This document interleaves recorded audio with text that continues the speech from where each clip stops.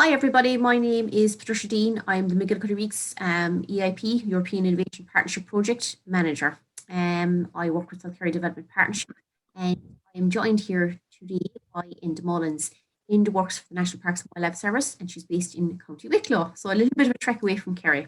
So Enda is going to give us a little talk now about management of gorse. That's something that you'll see in an awful lot of these upland areas. And oftentimes farmers are wondering, well, is it meant to be there? Is it not meant to be there? How should I treat it? And then why does it keep coming back? So Inda's going to give us a little bit of insight into the management of gorse or furze. I think a lot of people call it as well. So that I shall hand over to you. Thank you. Thank you very much, Tricia. Yeah, so I'm just going to start sharing my screen now, if I can remember what I do on this. Share screen first. Pick the right one and hit share. That's great. So excellent. Hopefully you can all see that now. For some reason I'm just looking at a little wheel running around, so yeah, give it a second. There we go. Yeah. So thank you very much, Tricia, for inviting me to talk about gorse. You called it whin, and we also, our furze, we also called it whin at home as well. So for some reason in our family, we used all three names for this bush. So maybe it shows that we came from all sorts of different parts of the country originally. So just a little bit, I suppose, about myself first, for those of you that haven't met me before or heard me talk before. So I'm an ecologist here with the National Parks and Wildlife Service in Wicklow. And I'll be talking to you today as an ecologist rather than as a farmer or, coming from any other discipline. And I think it's important that we all talk to one another about gorse. So I'll be bringing you the story of gorse from an ecological point of view. You're going to have other experiences with this bush that you can bring to the table as well. But between us, really, what we're talking about is managing gorse in the landscape. And, we're not trying to get rid of gorse at all, but we're trying to have gorse in a way in our landscape that adds to the landscape, adds to the habitats, but doesn't take over and become a big bully boy. When we're trying to farm land or trying to look at land from a conservation point of view. So what is gorse and where does it belong in the whole scheme of things? There's about 20 different kinds of gorse and they're all thorny evergreen shrubs. Okay, so it's a family that's native to Western Europe and Northern Africa. So Spain and Portugal are the two countries that have the most varieties of gorse out of that 20 species. But in Ireland, we have two. So we have common gorse that you can see here. That's literally going by the word common. That is the one that's most common in the country. And it's the plant that we see on roadsides, grows to 2 to 3 meters tall, found all over Ireland. And we see it in our hedges, we see it on the edges of woodlands and so on. You can see there from the picture that it's a kind of browny green colour and the flowers on it are canary yellow. And I suppose that gorse bush is, to me anyway, it's the scent of summer in Ireland. It's that lovely coconutty smell that you get when you pass by. And because it flowers for such a long period during the year, like starting around February and keeps going till Halloween really, you get that lovely waft of coconut as you pass by. So that's the bush we tend to know most when we talk about gorse, whin or furze. The other type of gorse that we have in Ireland is Western gorse. And that's sometimes called dwarf gorse. So it's much smaller, more compact bush. Very often it's kind of tight in its shape. It's like a ball shape. And it really only grows, say, waist height. So about 1.5 meters maximum.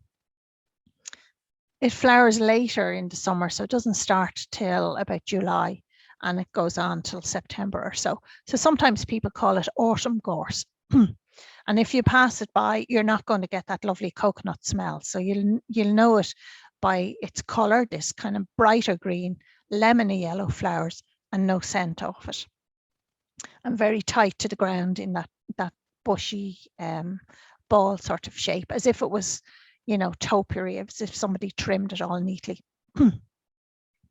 And we tend to find that western gorse on heathland, so it's up in our mountains, and it's actually one of the species that is like an indicator species for some of the designated sites in Ireland, and obviously much scarcer than our common gorse. So I said I was going to speak to you as an ecologist. Like, if we're trying to manage something like gorse in the landscape, we need to understand it, and we need to know what its characteristics are. So what makes this plant thrive, I suppose, in our Irish landscape? Well, it's a member of the pea family. So what that means is that gorse is a nitrogen fixer. So it works just like clover does, that it brings nitrogen out of the air and puts it into the soil for us. Gorse likes dry, sandy soils and dry, acid soils. So when you look at a mountainside, you're going to find the gorse on the drier parts of that mountain. You won't find it in boggy areas or really wet areas. And it's because it likes those dry, sandy soils or the dry, acid soils that we tend to find it along the coast, in the kind of older sand dunes where the sand has settled down and compacted a bit. And then we find it in the mountainous areas. And we'll also find it in disturbed sites. So, you know, if a forest has been felled or whatever, you might find gorse popping up again. And because it's a nitrogen fixer, what gorse does to those soils is it adds nitrogen, and therefore it makes them slightly more acidic than they have been before that. So they're things that we need to keep in mind when we're talking about managing it. Like all the other members of the gorse family, or of the pea family, the gorse seeds grow in pods.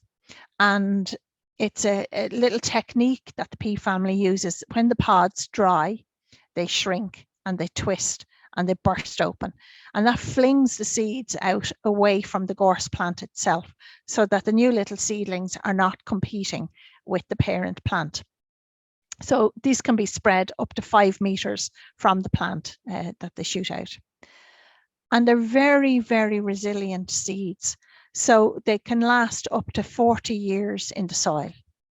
So this plant has a very strong survival strategy.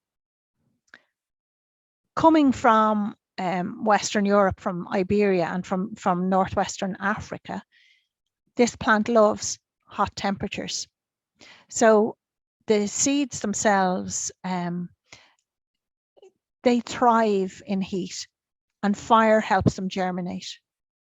So obviously that's very useful if you think of the heartland of the plant in Spain and Portugal, but it's something we need to keep in mind here as well, that fire will help the seeds thrive. Another characteristic that it has, based on those origins in warm countries, is that it prefers mild winters. And that's why it does so well in Ireland. So generally, our winters are mild. But this year, 2021, in the east of the country, we had a very, very cold spell just after growth had started, and the gorse really suffered. So most of the gorse plants in Wicklow and in Dublin this year have basically been really severely burned by that frost, and often just a few shoots on the plants surviving. So it'll be really interesting to see when next year comes along if the plants have recovered, or if they have been knocked back now for a number of years into the future. So rather than just thinking of gorse as an issue that we have to deal with, I think we need to look as well at its value. Until fairly recent times in Ireland, gorse was actually a very valued shrub. You know, we all know that gorse is used in hedgerows, but it was considered to be fuel for lime kilns. Gorse was cut and used to line drains, and it was used to harrow crops in the past. Farmers used to put it under haystacks to keep the hay off the ground. And there was also a little sideline in cutting gorse in the countryside and bringing it into towns and cities to feed horses in winter. So the dray horses were fed on gorse. Like many other things in Ireland at the time as well, it was used to make soap and it was used as a dye. So there was a kind of all-round usefulness to gorse that meant it was kept in check because people were cutting it for use, and therefore it didn't really get out of control. But Ireland has changed, our life has moved on. This bush is not so desirable now. There's still a craft industry that uses it. So it's used in making herbal teas, and it's actually added to chocolate. But probably its greatest value in Ireland at the moment is its value for wildlife. So, you know, we hear an awful lot about pollinators these days, and gorse is a wonderful source food for pollinators, especially like when we think that the common gorse starts to flower in February, when very many other things aren't there. So there's food there straight away for bumblebees and for other pollinators. And then it's still flowering in October when many other things have ceased flowering. So again, it lengthens out that food supply across a lot of the year for them. If you see the butterfly there in the picture on the right, that's a rare species called the green hair streak, and its main food supply is actually gorse. Now, I took that picture in my garden and it was feeding on muscari, but my garden also has an awful lot of gorse bushes, which I think is why I had this butterfly there. And as well as the pollinators, it provides shelter for most wild Irish animals and nesting birds. So lots of rare birds like the stonechat that you see in this picture, linnets, yellowhammers, they all nest in gorse. So it's not just public enemy number one. You know, there is a value still to gorse, and we need to keep that balance in mind when we're talking about managing it. So why do we think then that gorse is an issue now? Well, John Feehan, who's like a famous Irish naturalist, he says the problem with gorse is that it has ceased to be useful. So, you know, we don't need it to thatch our woodshed anymore, and we don't need to collect it for fuel. So we're not controlling it by using it. At the same time, farming has changed. So farming's not labor intensive anymore. It's often a one-person operation, and many people have a job off farm as well. So the types of animals that are grazing farms has changed, and so the gorse isn't being grazed by people. And again, many farmlands, it's semi-abandoned at this stage. So that allows gorse to expand, and it can take over other precious habitats. For example, in the Midlands in Ireland, where we have the eskers with their special grasslands, these can be threatened by gorse. A lot of farmers are terrified of losing their eligibility for their basic farm payment because they'll be penalised if the land isn't available for grazing. So when there are stands of gorse on it, they want to control it in case they lose that payment. And then another issue that gorse raises all the time is the fire risk because it catches fire so easily. I was chatting to a member of the fire service at one stage, and they were telling me that because people tend to get their heating oil robbed, they hide their oil tanks behind bushes, including gorse bushes, and you know that this causes a really serious fire risk. If there's a fire, the fire service can't see where the tanks are, but also those bushes so close to the tank of fuel is just basically a recipe for disaster. So let's talk about controlling it then. This picture is taken from New Zealand, where gorse is an invasive alien. So we know it's native here, but look at it there as an invasive alien. Bad and all as large patches and stands of gorse are in Ireland, I don't think we have seen a picture like this from anywhere in this country yet. Irish people that were, you know, homesick brought gorse seeds with them to different parts of the world. So Oregon in the US is one of the places where they grew it to kind of ease their homesickness. And it's a massive, massive problem in that place too. And the same is true in many parts of the world where gorse isn't native. So in New Zealand, where this picture was taken, the authorities have said it's one of New Zealand's worst weeds.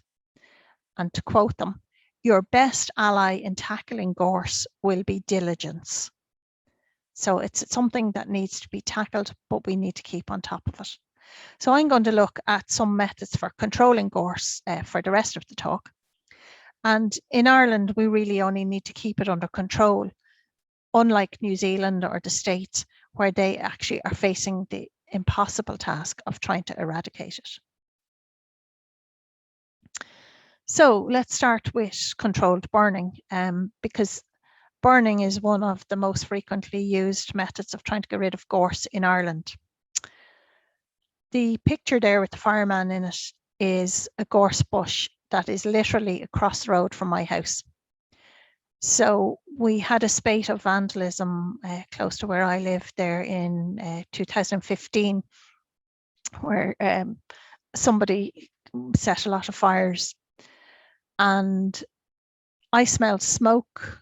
I opened the back door to check what was going on, and I saw ash falling on the car, ran around to the front of the house, and the gorse on the opposite side of the road was on fire. I keep a 12-foot fire beater in my garage because of where I live. Ran out with the beater to try and whack it out as fast as I could before it would get going while I was waiting for the fire service. Now, you can see there, I was driven back by the flames. The flames literally swept over my head. The bush was about 1.5 meters, but it was up on a bank, so it was above my head. And the flames in that are more than twice the height of that bush. They're way above the fireman's head. So it's a whole different ballgame, burning gorse, than burning heather. Okay, so if we're used to using fire as in a controlled way as a management tool on heathland, burning gorse is in a different league altogether. So I was very lucky, I suppose, on this occasion. Like, my side of the road has a grassy bank, nothing caught at my house, but further down the road, that fire crossed the road. So it literally just blew across the road, and it burned down a neighbour's forestry plantation, which was his pension investment. I'm really only telling you that story because, in my estimation, it's almost impossible to burn gorse in a controlled way. And I would have serious questions about whether fire is actually a useful tool for managing gorse. So, picture taken in Killarney, sadly, this year. It's taken by Peter O'Toole, and it's like a scene from Armageddon.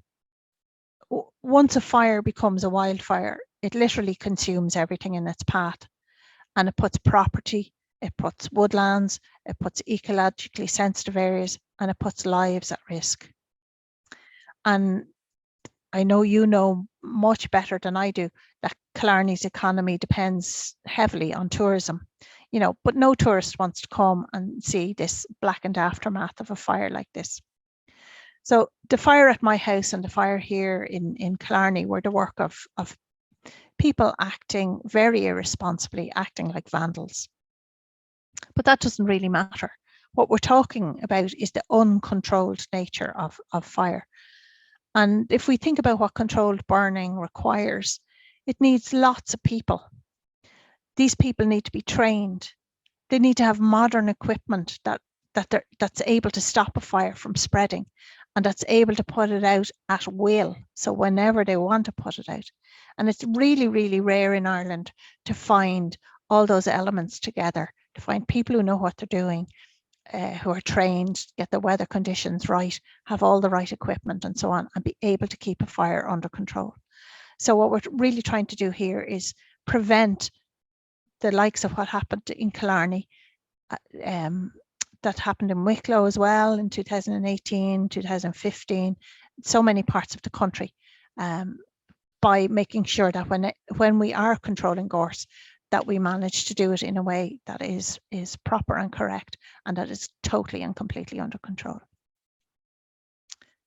So I'm going to talk to you a little bit about Bray Head. This is another example from Wicklow. In the picture on the left, you can see the extent of the gorse on this hill. And you'll remember that I mentioned abandonment as one of the reasons for gorse spreading. So the owner of this farm had left it untended really for about 10 years after a family tragedy. And the common gorse, so that's all in flower there on that picture, had spread, and it had spread throughout a heather moorland that was on top of this hill, and really it had taken over. So I was working with this farmer on a restoration plan that would help him recover some grazing land for him, and at the same time restore the heathery areas on the hill, because this is a special area of conservation for its heathland and for its maritime plants and habitats. So disaster struck in July of 2018. There was a big air show in Bray at that stage, and it's believed that a campfire got out of control. Very dry summer, if you remember, and that took off. Initially, all the smoke blew out to sea, which meant that people inland weren't actually aware of the fire, because usually it's you smell smoke, you see smoke, and then you get into action straight away. So when the fire service got there, they concentrated on trying to save the house that you can see there in the picture. And that meant that the hill took off on its own. So the photos there on the right then show a kind of a timeline. The one in the middle was taken 4 months after the fire. And the green areas that you can see, they're areas that were grassy, that managed, the grass recovered. But 4 months after the gorse fire, everything is still really completely blackened. The picture on the far right then was taken 2 years later, and roughly from the same spot as this blackened photograph was taken. You can see that the gorse has taken over again. Down here, they're the seed pods from the gorse. So even though it was only 2 years old, it was still flowering. It had seeds on it. And we know that gorse can produce 6 million seeds per hectare, that these seeds live for 40 years, and that they germinate with the help of fire. So what we were looking at was a really serious takeover again by gorse, even though it had been reduced to ash 2 years earlier. So how do we manage then if we have a fire like that? Really, all vegetation management should only happen as part of a plan. We should be asking, what am I trying to achieve by reducing gorse in this area? Do you want to restore grassland? Do you want to plant trees? Or do you want to maybe protect a rare habitat like those eskers in the centre of the country? And answering that question for yourself is really going to guide what you do in terms of controlling the gorse. So this was one of the pictures from 4 months after that fire in Bray Head. And in the foreground, you can actually see some of the charred stalks of the gorse, and they were 2 to 3 meters tall. So they were still forming a bit of a barrier in terms of getting in at land and so on there. The fire in the mid-ground there was much hotter, and that area was reduced to ash. So the aim of the farmer, who was supported by National Parks and Wildlife Service, he was trying to create a mosaic of upland grassland and heather moorland, and that's what the area had been designated for originally. He used a jungle buster to try and break down these stems that had been left, these kind of 2 to 3 meter stems, but they were very, very tough, and he actually did some damage to his machine from that. He then used cattle to graze the regrowth, but it wasn't as effective as he had hoped. I had suggested horses to him, but he had some very valid reasons for not using horses on that particular site, which was unfortunate because I think they would have done a better job of controlling the regrowth than the cattle did. And when we think about it, this fire was accidental, it was unplanned, and it was way too big. And this meant that the farmer had to try to manage the regrowth of gorse on his whole farm, which basically spread his resources too thinly for doing that. And it was very, very frustrating for him to try and manage the regrowth of gorse after this fire. And I have to commend him for his commitment and for really what was great courage in trying to deal with this. So I suppose what I'm saying is burning gorse is a very, very difficult thing to do to get it right. It causes regrowth, it causes the germination of the seeds. And we really need to know what we're doing if we're burning gorse. So I might come back to cutting and windrowing later on and talking about fire in that context. Another way of dealing with gorse really is to mulch it. So these photographs were taken from a demonstration day that we did in Wicklow for part of the SUAS project on how to deal with bracken and gorse. So you can see there the machine on the left, the tractor has, so it's cut at the front and it's then mulched. So the cost there, 75 to 80 euro an hour is the cost. And basically the picture on the left is what this was left like once that machine had taken the gorse out. The gorse was roughly the height there that you can see in the background of the picture. So not quite the height of a man, but near enough on it. We went back and had a look at this year. So that's, I can't quite remember what year we did that in, but it's certainly 3 years ago, possibly 4 at this stage. That area wasn't managed since and is now covered in gorse again, because although it was cut and mulched and looked lovely, left to its own devices, those seeds that are in the soil are going to sprout and grow. So to keep that gorse down, it would have needed management afterwards, follow-up management. So obviously there are disadvantages to the cost of using machinery like this, and machines are not going to be suitable on every site. You know, if it's very rocky, if it's very steep. And there are issues with soil compaction. I mean, you can see that there from the photograph.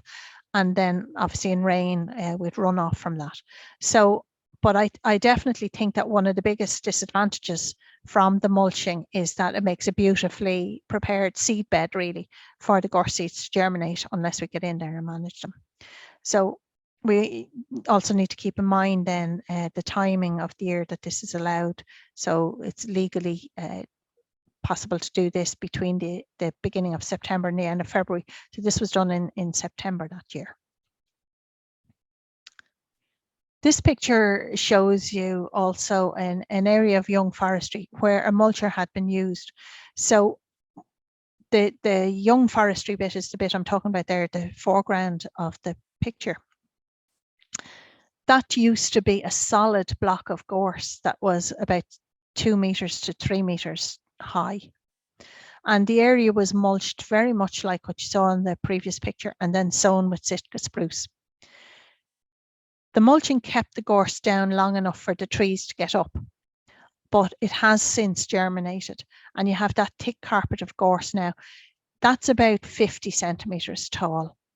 So I do expect that as time goes on, when the Sitka spruce trees close in the canopy, that they will shade out the gorse from underneath it. But except for those bushes there in the foreground that don't have any trees in them. You can see there's a few hardwood trees planted here and there in shelters, and they're not going to grow fast enough, I think, here to shade out that gorse. But the gorse underneath the spruce will eventually shade out. I do expect that when those trees then are felled in 40 years' time, there will still be seeds that may be viable underneath, and we might have gorse reappear at that stage. But the actual gorse itself, the bushes, will have died off from the shade. So this is here in the front, you'll see how brown these bushes are. They haven't been sprayed or anything. This is what I was talking about earlier, about that really severe frost that we had this year that got in there and killed the gorse bushes, or certainly set them back. And we'll see how many years that might take for them to get back to normal. But I suspect they will have been knocked back for a few years from that. Several other species were affected as well. So I had holly bushes up in my place that were damaged by it too. So if we leave burning aside, and we've mentioned mulching, probably the main method that we can use for managing gorse is to cut and then either paint it with herbicide or spray it. So it's probably the most immediate solution, I suppose. If we want the herbicide to really work, we need to get it on very fast. So within about 20 seconds, once it has been cut, so that the cut doesn't start to seal up and prevent the herbicide being absorbed into the plant. I'm sure you know how labor intensive, how slow and what hard work it is. Like, you basically be pricked to death underneath those bushes. I've only done small areas like this, and I've still found that, you know, there's need for follow-up treatment afterwards. I suppose the best advice with this really is to try and get it done before the gorse begins to flower, because that's when the food reserves in the root are low. You know, the sap has risen in the plant to try and begin to flower. The weather's not that good yet for it to be making food efficiently. So that's a good time to get in there, that the plant is weakened, and to try and cut it at that point. So that would be around February. If you're going to spray without cutting, obviously there's a different time of the year involved in that, and that needs to be when they're actively growing, but before the seed is set. Like, if we wait till the seed is set, you know, we're just creating a seed bed for the next year.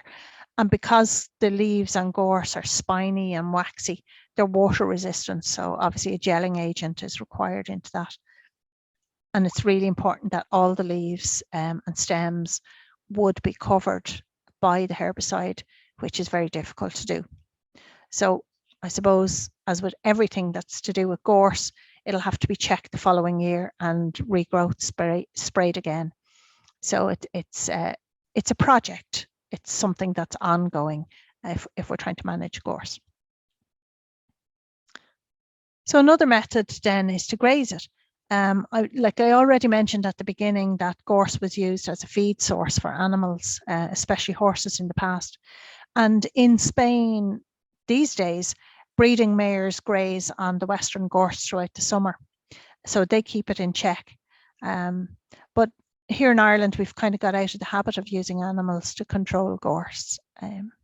So the Hen Harrier Project has done some trials on that. So I don't claim to speak for them, but I'm just going to describe their work a little bit. And I think that, you know, you should go to the horse's mouth, as it were, and talk to them directly to hear their experience on how well it has worked, and, you know, what the drawbacks might be.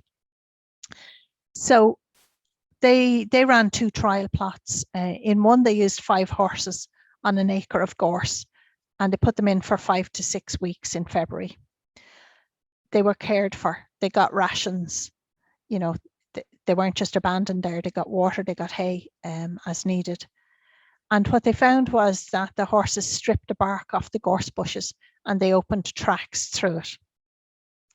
So they put some goats in then after that until the end of April. And then their plan was to clear the land, to lime it, to reseed it with upland grasses. And graze then, so that they could suppress any of the regrowth of the gorse seeds. So the idea is that the ponies or sheep will be used in the autumn to graze any seeds that have germinated. So that's what they did with one patch. They said that the best thing that the horses did really was to open up those areas that people could then go through for other management methods if needs be. They had another area then that was grazed by goats alone. But again, we're talking experimental trials here, and they reckon that if they'd had heavier goats and older goats, they might have done a better job. And you might wonder why I'm talking about horses and goats rather than cattle here. And it's to do with the way those animals eat. So horses and goats bite plants, where cattle wrap their tongue around vegetation and they pull it. So what the gorse actually needs is something that'll bite it, okay? I know from the experience on Bray Head that the cattle didn't really manage to deal with the regrowth efficiently and effectively. But I do have experience in Wicklow of horses managing another thorny shrub called, it's called a burnet rose. And we used horses on a sand dune site where they did an absolutely wonderful job of eating that down, which is why obviously I recommended them then on Bray Head. So I suppose maybe in Ireland we have forgotten a lot about how our forebears managed through grazing, and maybe we have to relearn stuff, but relearn it in a way that's for the 21st century, you know, that we're able to actually look after the animals, look after the grazing, and find solutions that work for us today. So the final method then that I want to talk about for managing gorse is to shade it out. So I suppose ultimately this is the most successful method of it, because it's using the gorse's own ecological traits against it. Gorse needs full sunlight. It's a plant that dies when it's in heavy shade.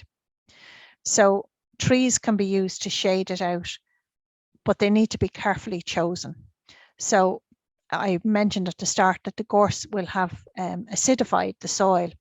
So if you're putting trees in, they need to be trees that can cope with that acid. Excuse me.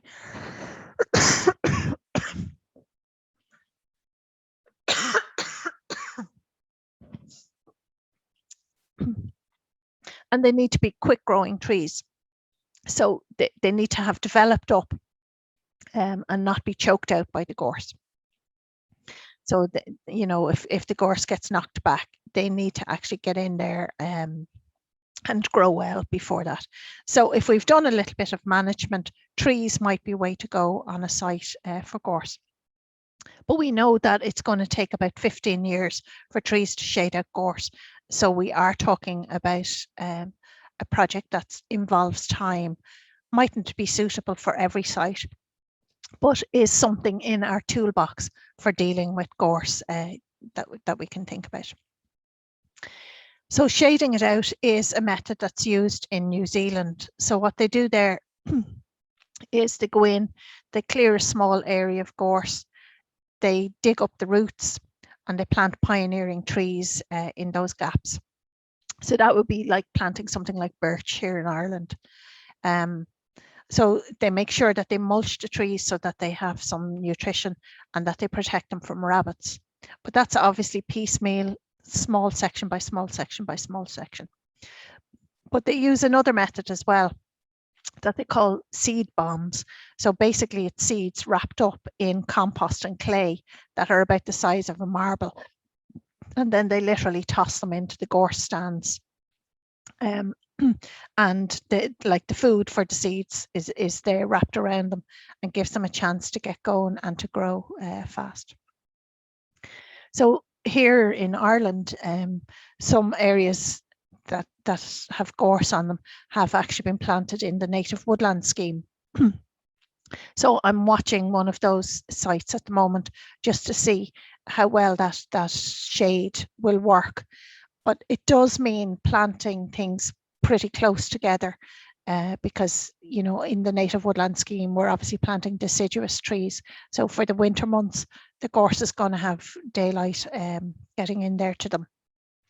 So we need trees that are going to grow pretty fast and they're going to close the canopy relatively quickly to shade it out. So I think that's something. It's another option that we have. If somebody's already thinking of planting, perhaps this would be an area to plant. But obviously then in Ireland, we need to keep rabbits and we need to keep deer out as well. So it's a bit of a whistle-stop tour on managing gorse. I'm sure people have lots of thoughts about it yourselves, lots of experience of trying to cope with this bush. But when I see that picture that I've put up there at the end, I always think of another use for gorse that my grandmother had, which was drying the washing on it. And it just meant you had to be careful to pick the spiders off your clothes afterwards, you know. So I leave you with that happy thought, and Tricia might have some questions there or something that she'd like to say. So thank you very much for listening. Again, thank you so much. I mean, your wealth of knowledge is incredible, but I think we can all take heart actually from some of those photographs, because looking at what they had there in New Zealand, I knew that an issue in Oregon, because I'd done my own little bit of research on gorse, and definitely I think we can take heart that I don't think any site exists that actually has that extensive cover of gorse in Ireland. So that is incredible. So I think we can take heart. But it's important, I suppose, a number of things that you've said. Just to reiterate that the Western gorse is actually meant to be there. It's meant to be on the islands, you know, and there are different types of gorse that we commonly see, the common gorse and the Western gorse. So I suppose when people get fixated that they might be cut for a BPS on their BPS payment, the farming side of it, that's not necessarily the case, because it's part of the natural habitat actually. So not all the gorse is an enemy. So that's interesting. Yeah. I think that is an important point, and it is an important thing to remember. And I suppose predicated on that then is that people need to be able to tell the difference between the two and be able to say, yeah, this is Western gorse, this should be here. And like common gorse is still native to us as well, you know, so it has a place in the Irish landscape, but that place is probably in a hedgerow, you know. Yeah. Well, I have it in my garden too, and I keep threatening that I'm going to, like the ecologist, and I'm going to make gorse ice cream, and they just think crazy at this stage. I have, you know, there's a bit of sense. But it's fascinating as well that 40 years is the lifespan of it. And I think that's really important, because I suppose we are a little bit fixated that we'll just burn it out. But I mean, you are help germinate the seeds by burning the burn. And you are, it's a huge risk, because just because you're burning within the approved timeline, it doesn't mean to say you should be burning at all. You really have to ask yourself, what's this going to achieve? I could be burning, but I could be making double the for myself for next year. Yeah, and I think like when it comes to burning, perhaps like a method that's used here in Wicklow, I'm sure it's used everywhere else in the country as well by some people, is that they will cut the gorse. They'll windrow it, so they just put all the cut bits into a big long line. They let it dry out, and then when it's time and it's nice and dry and it's safe to do so, they set fire to that. So they've got rid of all those thorny old bushes that are in the way, but at the same time, they've done it in a way that's safe, you know. So to me, that's where fire might be a useful tool in managing gorse. But, you know, the actual dealing with the bush has been by cutting it, you know. Yeah. The cutting, I suppose, it's probably going to be very different depending on your site and your constraints. Like you said, a number of things, the steepness of the slope, the terrain, whether there's rocks there, if you're trying to cut it with a chainsaw or a brush cutters, you know. Faint-hearted and definitely labour intensive, but I suppose to keep on top of that year on year, then it's probably the way to go about it. Because the shading is interesting. I do find that interesting as well, possibly trees, but I suppose that's not for every landscape, etc. So the seed bombs, though, you put me thinking there now, Enda. I have never tried it myself. There was you can get a recipe on the internet for making seed bombs. I bought native little seed bombs for my own garden, not for the mountain, mind you. I've seen them I haven't come across those, but it is interesting, because even in terms of the soil compaction as well, like in regarding the mulchers, because there's so many different types of mulchers as well, and the different attachments you can get, and I mean, obviously soil compaction isn't good for the soil afterwards. Yeah. It's probably just preparing a seed bed. So you're going to have Yeah. to really think about the after management. A bit like everything we've discussed. It's the rhododendron, it's the bracken, it's the gorse. Yeah. And issues really need a lot of thought and a long-term strategy as well, as opposed to just doing it once and saying the job is done. It's the aftercare. Yeah, I think that is the key really to everything. You know, it's the follow up, and it's the thought about what do I want this land for? You know, why am I controlling this gorse?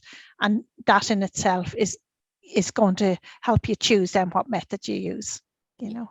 Yeah, absolutely. Because I suppose you'll have to look at how much gorse you're taking out and what you're going to end up with there. Instead, how much more land you're actually going to open up to grazers if you have, you know, cattle or sheep or both. I mean, how much land will you actually accomplish by doing these measures? So it's what you're managing for, I suppose.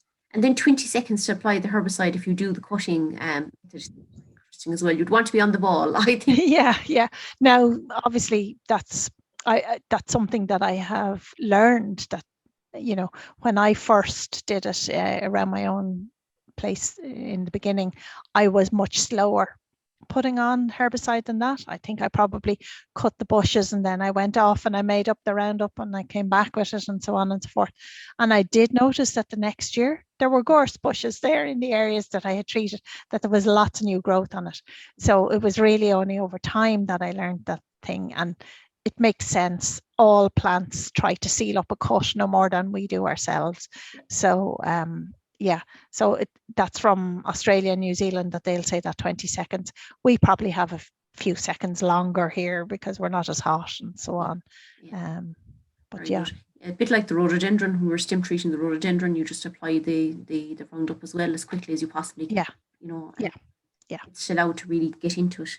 Yeah. So you mentioned then as well, Enda, the flowering. So if you were doing the cutting, because we were looking at this and we'd always think, I suppose, the end of the year again from September onwards, if you were doing like the treatment of gorse. So we would have probably always said, you know, towards the end of the year. Would you think as well, maybe February would be probably the optimal? Well, you're trying to, I suppose, reduce having another 6 million seeds per hectare in there. But to be honest, if you think about it, you already have 6 million per hectare probably there. So maybe it doesn't really matter as much. But if you're doing it textbook style, that would be the time to do it. Yeah. So if we get an extension for another 5 years here on this project, we will definitely be writing that into the work plan. That's a good one. Because yes, 6 million seeds per hectare. I all but fell off the chair here. I said, thank God. Because people could have heard the bang on the, oh my God, dealing with your 6 million seeds per hectare. But I suppose, again, it's probably no different to the bracken and the rhododendron in terms of look at the amount of seeds available per flowering head of rhododendron, or for the bracken rhizomes. I mean, the figures that I'm learning here, if I thought too much about them, I think it would depress every farmer of the country, not of mine myself. We won't think about it too much, only long-term management. Think about what you want before you do anything at all. That's probably But I think as well, like we need to be hopeful about it. Like if this was an unmanageable task, the whole of Ireland would be covered in gorse or bracken. The whole of Ireland is not covered in gorse or bracken. So it's what we do and how we manage them. And I suppose our difficulty is in some of these places, there is a block of gorse there. There's an area that's covered in bracken. So we're kind of starting from scratch in those areas. But once we get going on it, really, I think the follow-up treatment is the main thing. Follow-up grazing and not letting it get back into that condition in the first place, Absolutely. Yeah. It's definitely the follow-up. I think no matter what you're looking at, it is the continuation and the follow-up, and go back. Don't give up, and you will eventually beat it out. Yeah. And the fire, definitely the photographs as well of Killarney, of course, being adjacent to us here, and like it is, I suppose, like any vegetation, even if it's millennia or phenon, purple moorgrass, whichever word you want to call it. I mean, have each of those, the plants have a capacity to be a fuel source if they're not managed appropriately. So I suppose if fuel is there, you have the potential for fire. So I suppose, again, it's just back to brass tacks and management and why we need to manage these areas. Definitely the Western Gorse, I know you mentioned that's a positive indicator. So when we look at our habitat scorecards, which is what we're doing here and trying to manage the habitats in the MacGillycuddy Reeks, we would look at Western Gorse as being part of it, the habitat, and being a positive. Yeah. birds, you know, it's a great crop, and it's good for pollinators as well. So it's not all bad, you know, some of it.